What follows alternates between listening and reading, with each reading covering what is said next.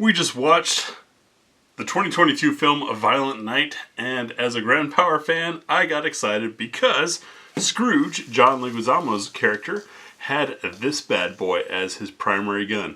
This is a Grand Power X-Calibur. I'm going to talk about it and maybe a little bit why I think he used this.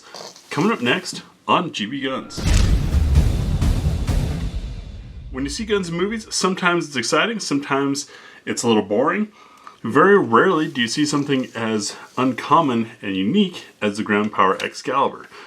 A spectacular pistol. Anyone who's been with the channel more than a minute knows that I'm a huge fan of these things. In fact, I reviewed this one 7 years ago, and we just recently reviewed the more modern cut of it. What is this thing, and why would a character like Scrooge in Violent Night 2022 use it?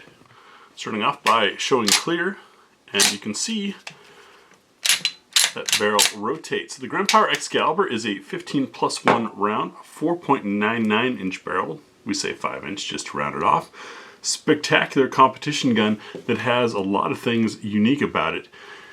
One of the things I noticed in the movie that was not really seen is it's got a fluted bull barrel. From the images in the movie and things, it appears that their prop gun version has a non-fluted barrel, but as I turn this, and I'm using the stainless version so you can get a better view of it, you'll notice the barrel rotates. In fact, when locked to the rear, the barrel is still parallel with the gun. It's not a Browning action. It uses a different type of action, a rotating barrel, different from the Beretta PX4 Storm, or PX4, but still a rotating barrel nonetheless.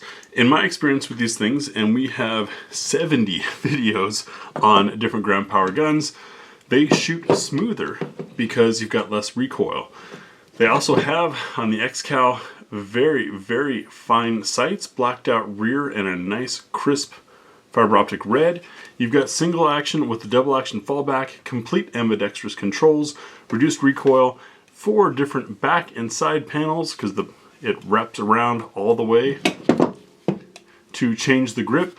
So when there's a ex-military special operations type guy like John's character in Violent Night, it would make sense that someone like him with that much trigger time, who shot that many guns, would choose something like this. This is a pistol that is a performance gun, a true shooter's choice, if you will. And man, they are incredibly accurate, ridiculously smooth shooting. I'm going to try to roll on some footage of me mag dumping out of one of these so you can see how flat the gun stays. Plus, with that longer barrel, not only getting the intimidation factor that a bad guy would want, but you're also getting more muzzle energy, as we recently proved in our test of Liberty ammunition where I used this. So it's a more powerful gun that shoots softer and offers full controls to be able to swap from right hand to left hand, or be shooting from a strange position and still access everything you need to on the gun.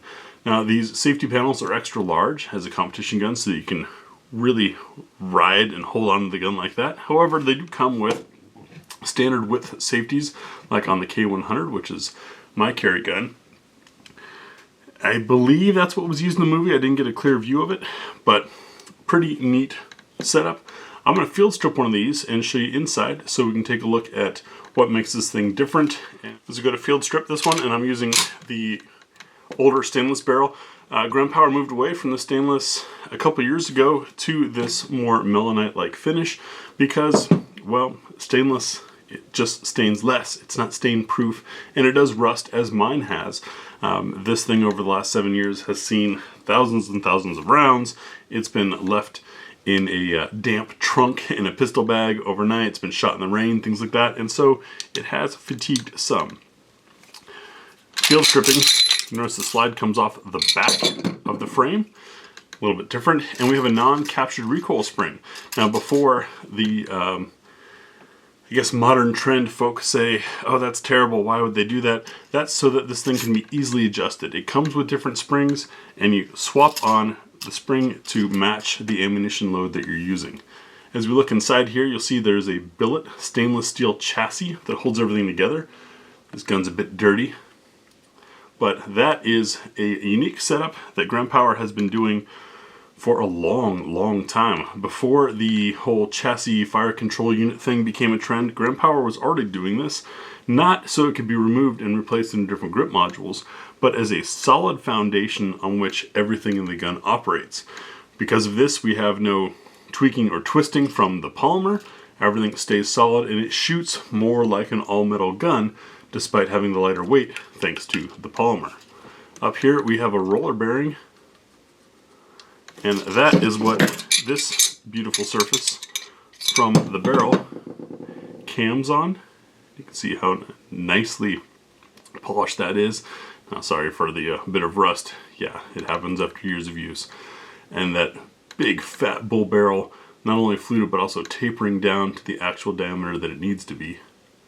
And if you look up in the slide, you'll see there's nothing in this slide that doesn't need to be there, including just bulk steel. Everything has been removed, giving you a lighter slide for a 5-inch gun. Excellent texturing on here to be able to grab and rack, and that adjustable target sight. So it really is a connoisseur's gun. It's something that a handgun nerd like myself would appreciate, and I suspect that's why they have a former special operations guy, current wild bad man, running the Grand Power X-Calibur in Violent Night. I think it was a pretty cool choice of the prop house and the directors. Certainly looks signature. While I miss the aesthetics of the stainless with the more modern black ones, I don't miss risking the rust, and in some ways having this be kind of understated at first, and then when someone takes a second glance, they're like, what the heck is that? That is a different pistol. It's kind of neat about the black ones. But anyways, I hope there are other Grand Power fans out there who were just excited as I was to see it in a movie. I think it was a great choice. I'm wondering why other movies haven't used one. Probably just because it's a relatively unknown design, despite the fact that Grand Power has been making them for decades now. Hope everyone had a good Christmas and have happy holidays. And when you watch Violent Night, look for the X-Cal, because it is one heck of a pistol. If you want to learn more about these guns, the Grand Power line in its entirety, we've got a link in the pinned comment over to an article where I lay out all 19 models that we've reviewed over the years on GBGunsDepot.com, as well as where to find these things, because unfortunately they're not something that you're going to see on the shelf at your local FFL.